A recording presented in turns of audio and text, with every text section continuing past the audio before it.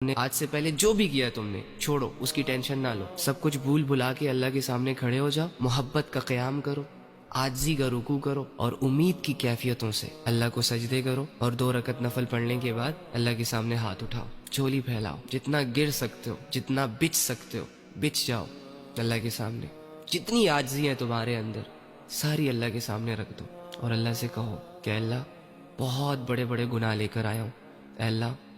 بہت بڑی بڑی بغاوتیں لے کر آیا ہوں، جانے انجانے میں نے ہر وہ چیز کی جس سے تو نے منع کیا، کچھ لوگوں نے کروائی،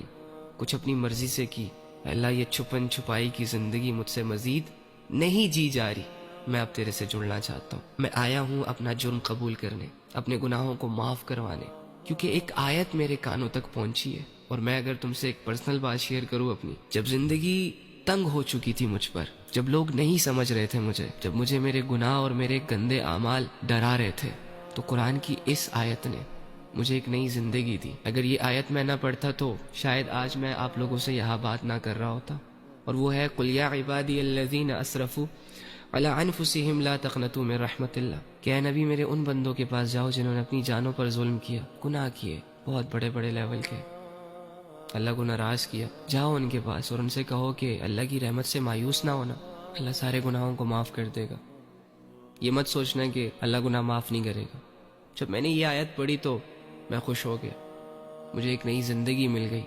ایک نیا راستہ مل گیا۔ تو تم بھی جاؤ اللہ کے پاس اور اللہ سے کہو کہ اللہ میں بھی گنہگار ہوں، اے اللہ میں بھی ان لوگوں میں شامل تھا جو تجھ سے دور بھاگتے ہیں، لیکن میں آ گیا میرے رب،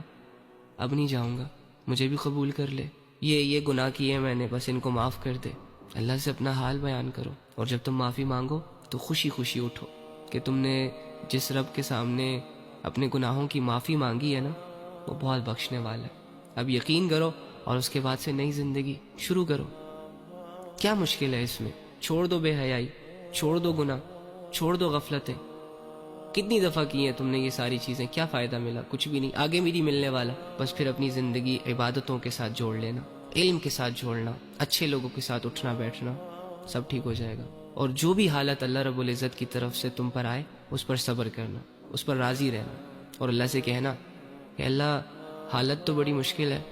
لیکن اگر اس مشکل حال میں تیری رضا مجھے مل رہی ہے تو اٹس اوکے، ٹھیک ہے۔ ہاں دنیا کی پرواہ نہ کرو، اپنے آپ کو اللہ سے جوڑو گے